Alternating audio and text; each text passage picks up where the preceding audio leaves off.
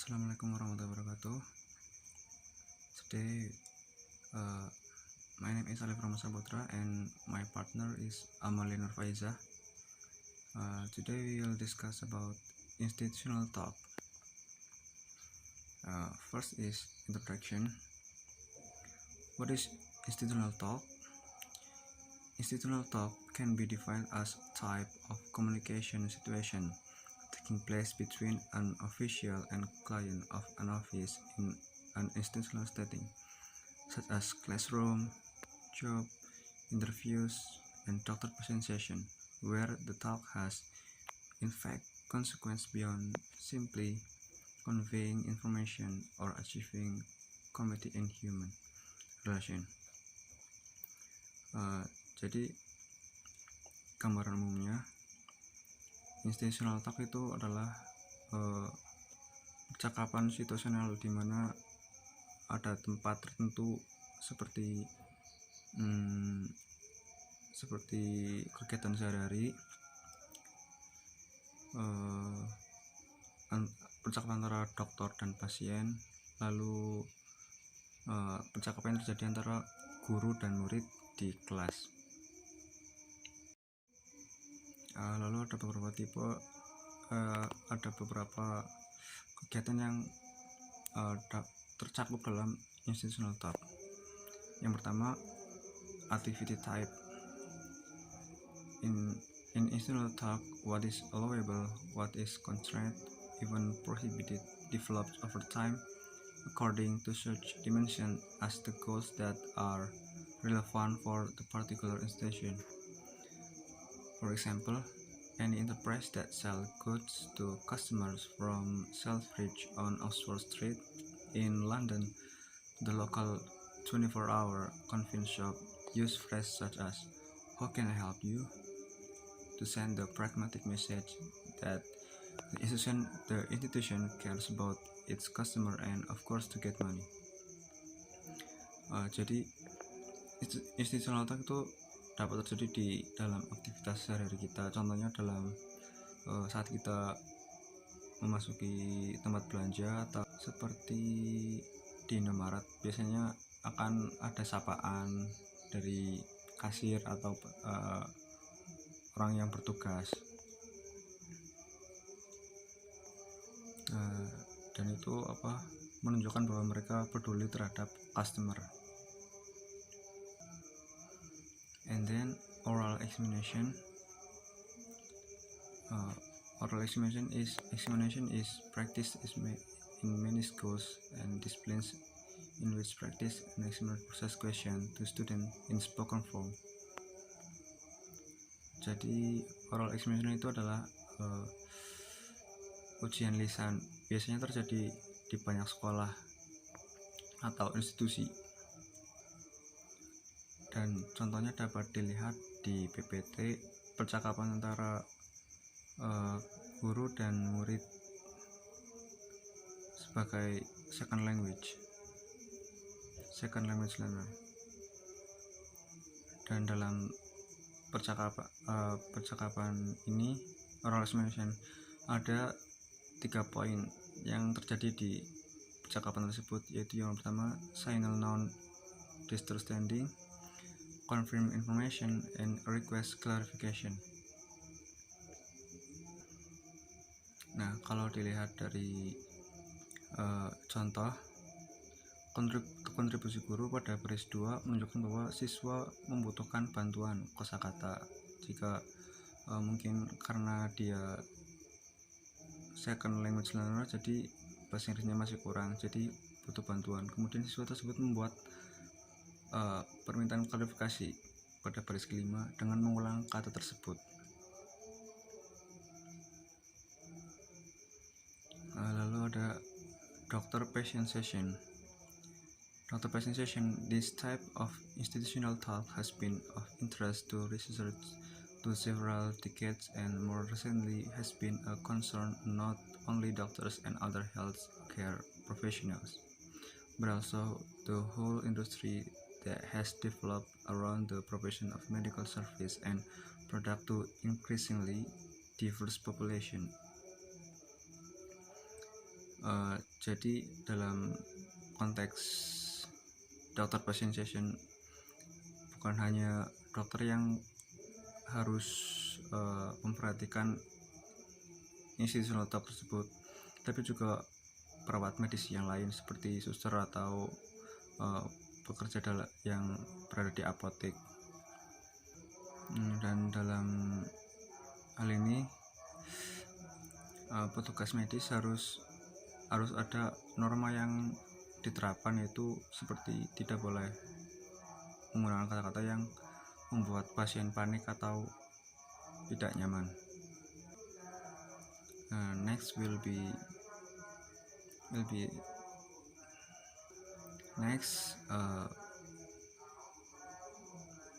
my partner Amalia Nurfaizah will explain the next point.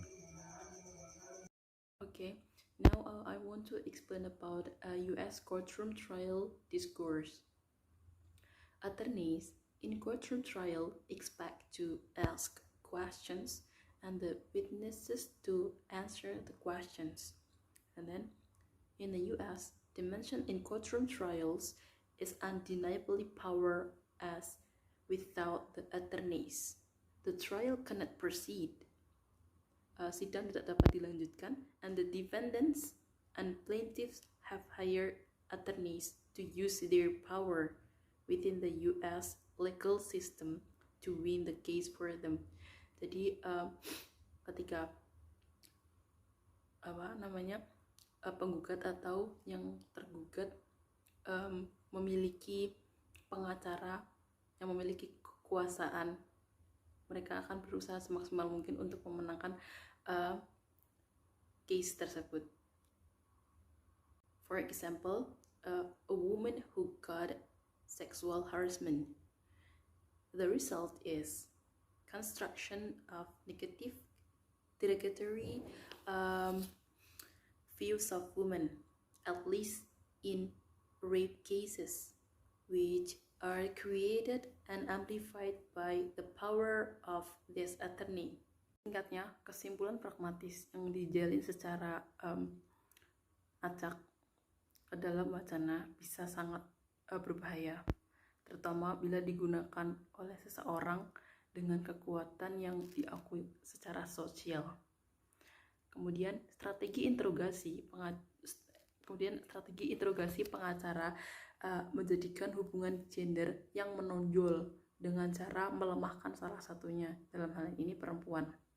Oke, dapat dilihat dari contoh dalam PPT, terdapat potongan percakapan antara korban dengan pengacara, bahwa pengacara menggunakan kekuasaannya untuk mengajukan sebuah pertanyaan, di mana pertanyaan ini terkesan tidaklah berbobot dan tidaklah membantu untuk interogasi, untuk menemukan sebuah informasi, dan terkesan memojokkan korban, dalam hal ini yaitu perempuan. Kemudian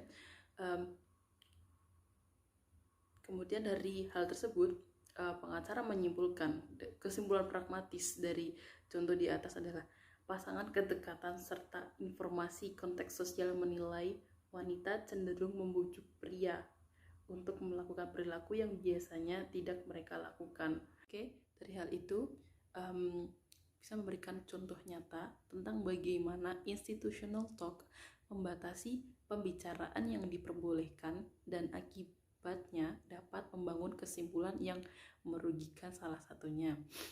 Seperti yang dicontoh yaitu merugikan korbannya, yaitu perempuan yang mengalami pelecehan seksual. Okay, second, job interview. A job interview entails adoption of socio-pragmatic norms for this talk type by applicants.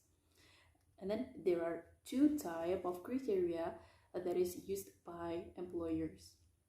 First, explicit criteria, such as candidates being personable, friendly, and then self-aware and flexible. Second, implicit criteria.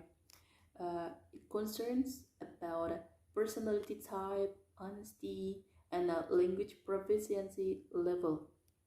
And then there are interviewers' criteria include first nonverbal aspects such as clothes, and then shoes, hairstyle, posture, gaze, and other features of a person's demeanor. Second, verbal aspects. It means that applicants not only answer a varied question appropriately, but also they have to answer them in a way that meets the expectation of the potential employer. In other words, there are socio-pragmatic meanings that are conveyed through the interactional use of language during the interview. Kemudian untuk contohnya bisa dilihat di PPT ada potongan percakapan antara interviewers dengan applicants. Itu salah satu contoh example of the successful interviewers. Kemudian bisa dijelaskan bahwa bisa dilihat bahwa pertama kenapa bisa dikatakan interview tersebut sukses. Pertama, bahwa applicants menggunakan kata-kata yang kuat, intinya kayak menggunakan kata definitely untuk mengekspresikan rasa antusiasmenya untuk menjawab pertanyaan dari interviewers.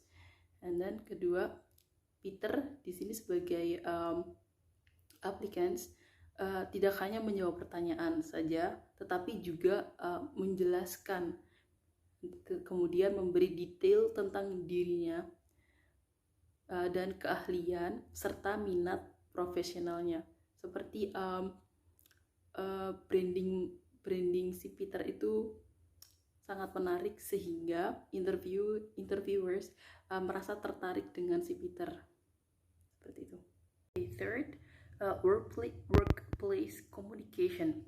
Workplace communication is the process of exchanging information and ideas both verbally and non-verbally between one person or group and another person or group within an organization. And then the workplace may be a context where more is at stake and more tensions may arise due to the diversity of employers and employees even within one sector of business. Something like miscommunication among the workers. But it would not happen if the employees' proficiency in the language of the workplace. Dan mereka juga berasal dari daerah yang sama sehingga mereka bisa langsung mengikutinya. Contoh kecilnya kayak ketika seseorang yang berasal dari Jakarta dan bekerja di Pekalongan, karena yang mendominasi adalah orang-orang Pekalongan sebagai pekerjanya, maka pekerja yang berasal dari Jakarta tersebut harus menyesuaikan dengan orang-orang Pekalongan. Seperti itu, baik dari segi bahasa, kemudian mungkin tingkat kesopanannya, seperti itu. Okay. Fourth, application to the classroom. Development of pragmatic competence to function successfully in institutional context requires recognition of the importance both for educators and students of the role of pragmatic in the world of work. And then there are some points to several commonalities that cut across the varieties of institutional talk. First, each activity type has norms regarding language use. Second, listening skills are as important as speaking skills. And then third, language proficiency includes accuracy. And then fourth, formal and informal use of language required. Okay, and then more specific details of a program would include such items on a syllabus as learning how to elaborate on one's skills and competencies, use indirect rather than direct speech in formal context, or improve one's speech style and accent to achieve intelligibility. And then lesson on questions would be wise so that participants can understand the function of that language from a pragmatic perspective. And then, for example, would seek to empower the students through knowledge of the connection between language, use of power, and achievement of communicative goals. Okay, that's all for me and Alif. Thanks for your attention, and wassalamualaikum warahmatullahi wabarakatuh.